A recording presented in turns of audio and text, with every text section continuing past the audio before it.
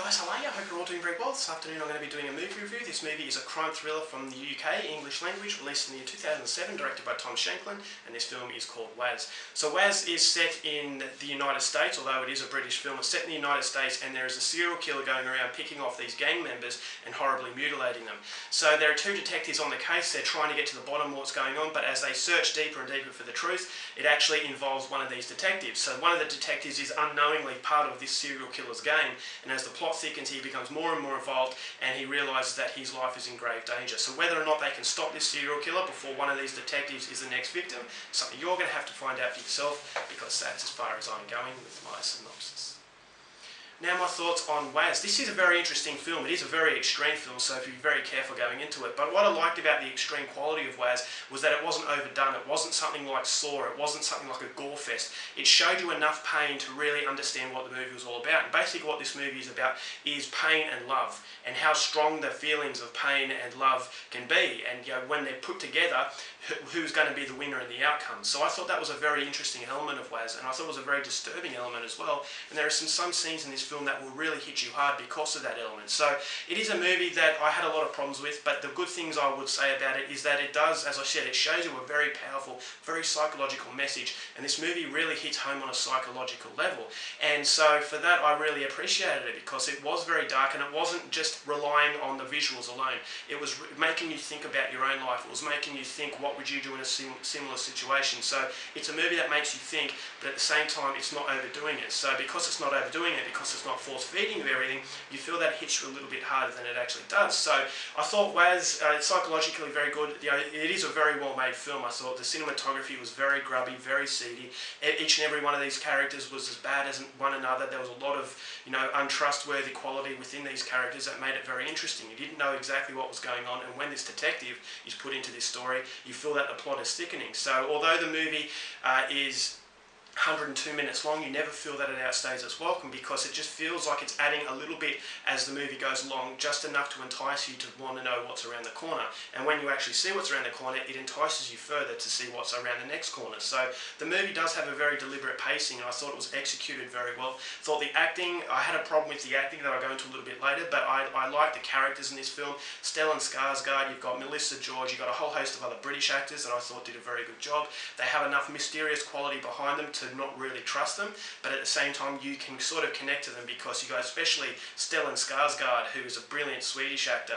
His character was very complex, but although the complexity of this character wasn't really gone into a lot, I still thought he was very interesting, because you felt to yourself, is he a good guy, or what's going on? How is he connected to these killings? And it makes you ask those questions, and that's ultimately what a police or crime thriller needs to do, is that it needs to create interest, and more interest on top of that, because if you don't do it, for a 102-minute film, it does outstay its welcome, but fortunately it never really outstays its welcome in this case. So I really like that, as the cinematography captures a very grubby underbelly, very dirty, it feels very seedy, and very reminiscent of the qualities of Seven, which is also a negative for this film. But Seven really captured something that was horrifying without being a straight-out horror film, and the same with Waz, is that you're watching this crime thriller, but at the same time you feel like you're watching a horror film because of the visuals, because how ghastly the events in this film, how ghastly they are, and you feel like, okay, I'm watching a horror film through the psychology, and it's not really trying to be a horror film, but it's coming very naturally. So that is something also I really like,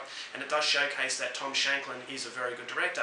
The movie doesn't have any soundtrack, or none that I can remember, so it doesn't cue when you should be feeling scared. So it's a movie that does have a lot of confidence, and this director knew that he would be able to tell a story through the visuals and through the story, and not trying to dictate when you should be feeling a certain emotion. So I always like that. Then the ending is very, very brutal and very cringeworthy, so if you're not prepared for that, stay away from this. But it is definitely a more extreme type of crime thriller, as is the case with Seven. So if you like Seven, chances are you're going to like this movie. But the problem I had with Waz is that although it is very interesting, although it is a very well-made crime thriller, there's not enough unique flavour to really make you enjoy it as much as you should, because you're constantly saying, this reminds me of Seven, this reminds me of Saw, and so you feel that the movie is borrowing a lot of ideas, but it's not really standing on its own 2 feet, and in the end you think that there is a little bit of quality in this film that is lackluster, because you feel that the director, although he is doing very ghastly things, although he was showing you extreme violence and torture, although he was showing you the power of love versus pain,